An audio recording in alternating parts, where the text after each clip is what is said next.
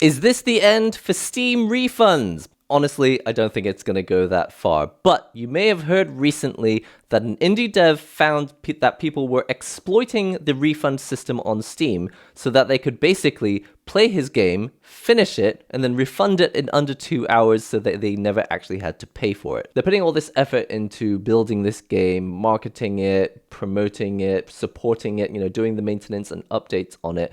And if no one actually pays for the game, then obviously they're not going to be making games for much longer. But does that mean that the system of refunds should be taken away?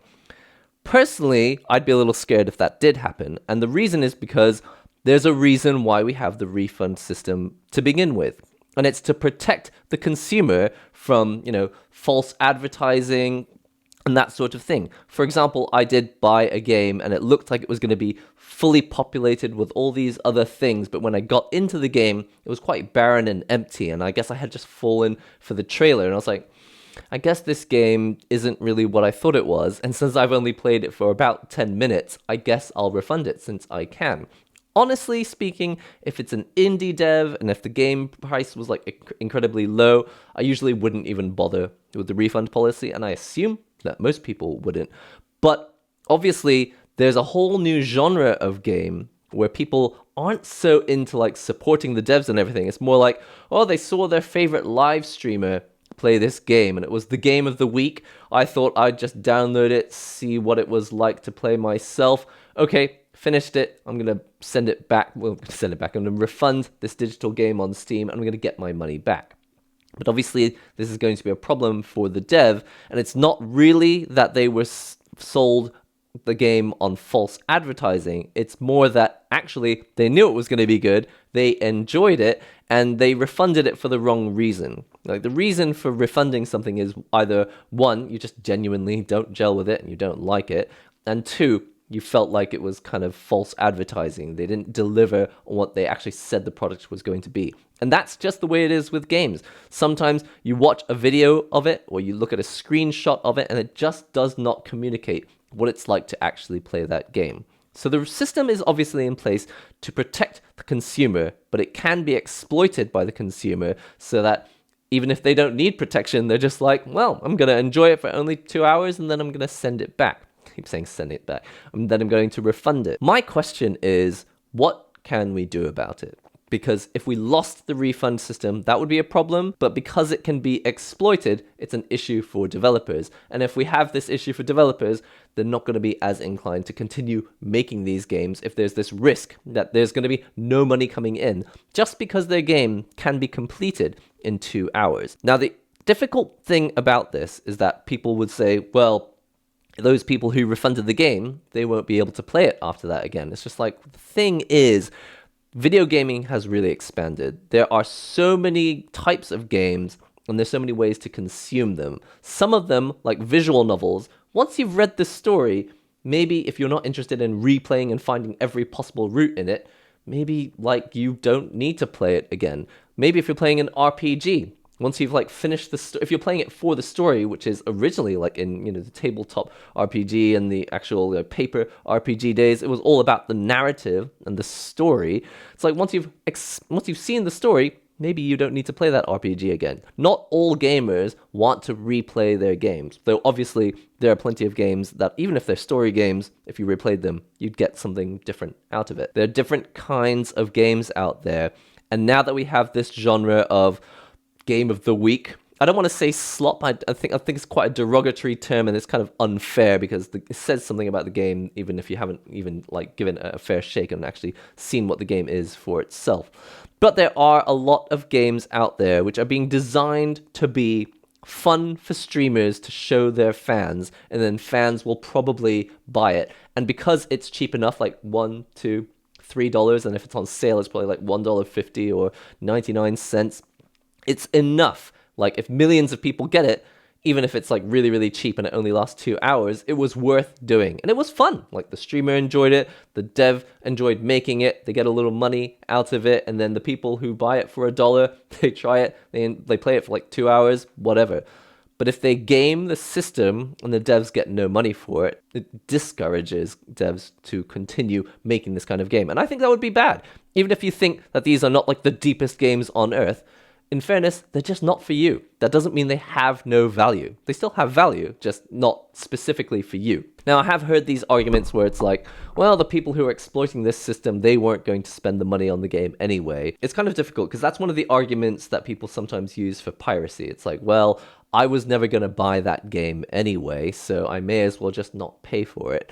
I understand, and I think it's difficult, because in Japan they feel quite strongly about it. It's like, if you can't afford to play it, or if you don't speak the language that the game was released in, or it's not released in the region that you're in, maybe you're just not supposed to play it. That's not all Japanese people, but like, on the whole, when this sort of thing blows up online, it's like sometimes people are like, why don't people understand in Japan that we can't even access the game if we wanted to, so piracy is our only option. I'm not going to talk about, like, deeply about piracy because I think it's a much bigger topic, and there are definitely arguments against it, but also for it. What I'm really trying to say about these people who thought they would never have spent the money on the game anyway is that maybe they just need more options. It's a bit like how people don't mind spending money on a digital product. I can't remember if this was like a Gabe Newell quote or something, but it's like, they discovered that people don't mind paying for games. They don't always go and steal them and pirate them. It's just that they want it to be easier. So when there's a platform like Steam that makes it really easy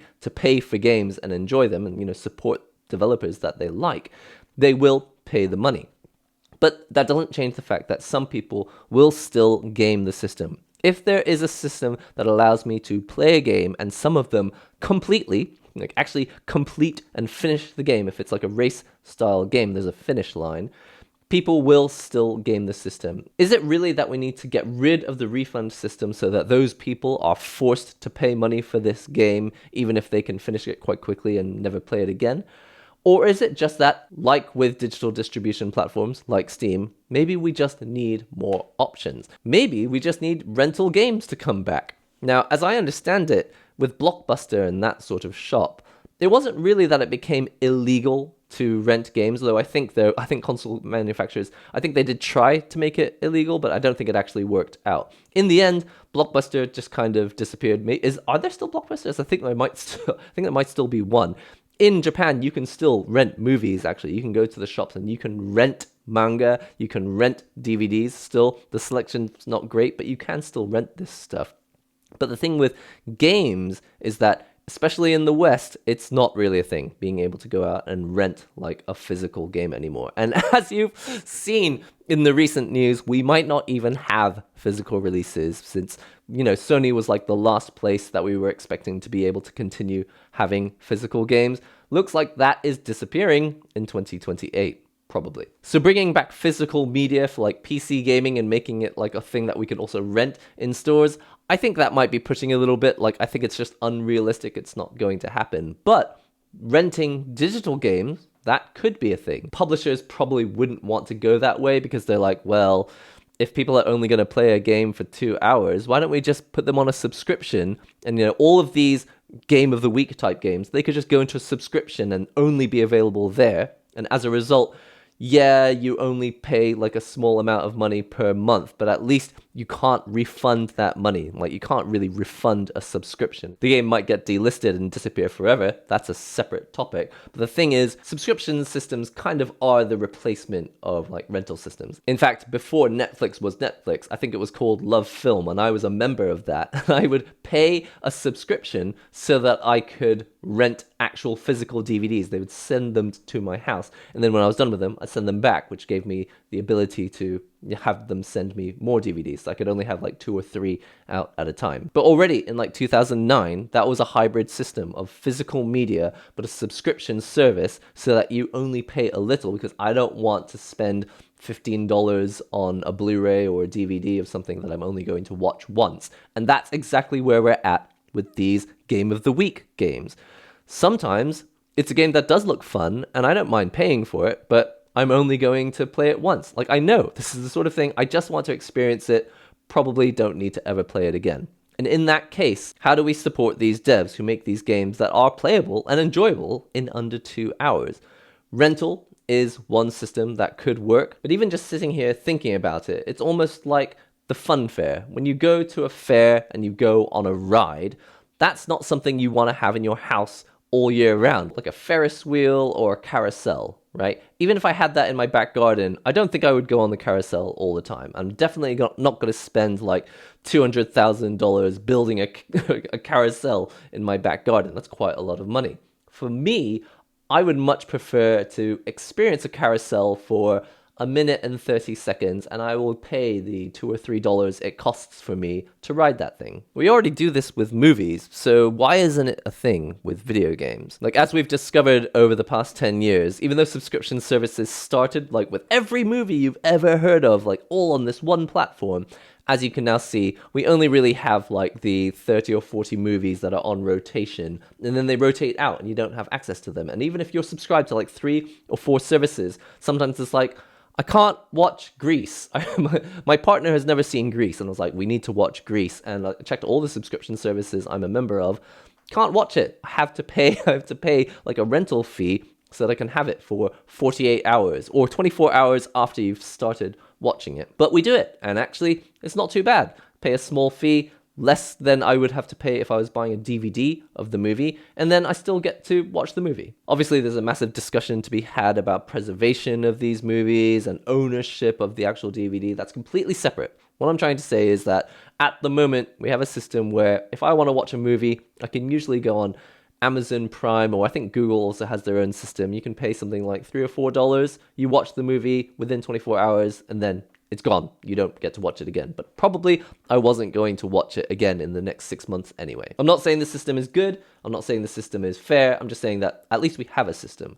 With video games, we just don't seem to have it, and I don't 100% know why yet. Is it just that this genre of Game of the Week game, I don't want to call I really want to avoid calling them slop because it's just kind of unfair, but games that are categorized as friend slop, the sort of like, okay, well, let's all just play it once so that we can get our friends together, this is the only way we know how to socialize, it's a real thing. And I think that's fine, but we need to find a way for these devs to be able to put time and money into making these games and still be able to have a return on their investment so that we don't have to promise to play the game, over and over and over again for the next few years of our lives. Like, we only want to play it once.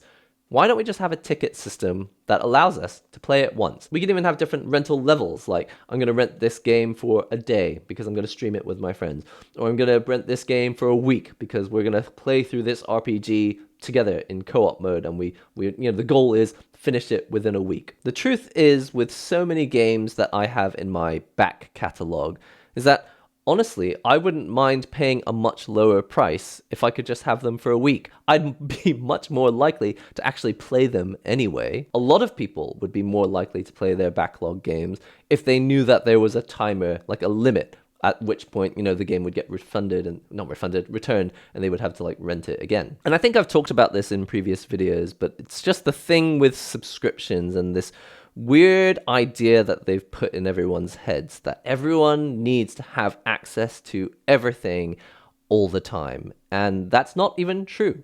When you have access to everything all the time, often you find you don't play everything at every possible time. It's like, even when I've had access to subscription services, I'll still go on and play the same game. Like, what, Nintendo Switch Online? Okay, maybe I'm an outlier in this case because I actually prefer to like play a very small group of games. They have like Mega Drive games, N64 games, Game Boy Advance games, Super Nintendo games, and I only play one Super Nintendo game. I browse all the other ones, and I go through the list and like checking out all the other games on Nintendo Switch Online, which I pay monthly for.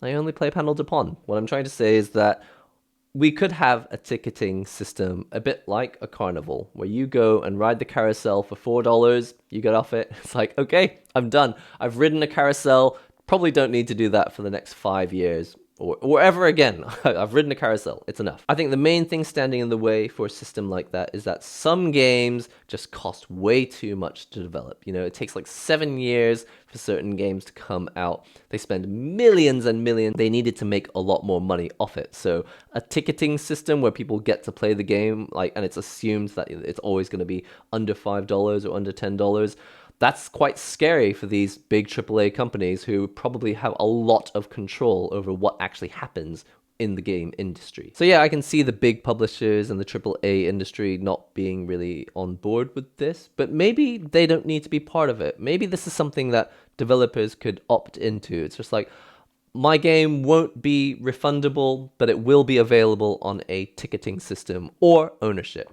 Pay $10 if you want to own the game and play it anytime you want.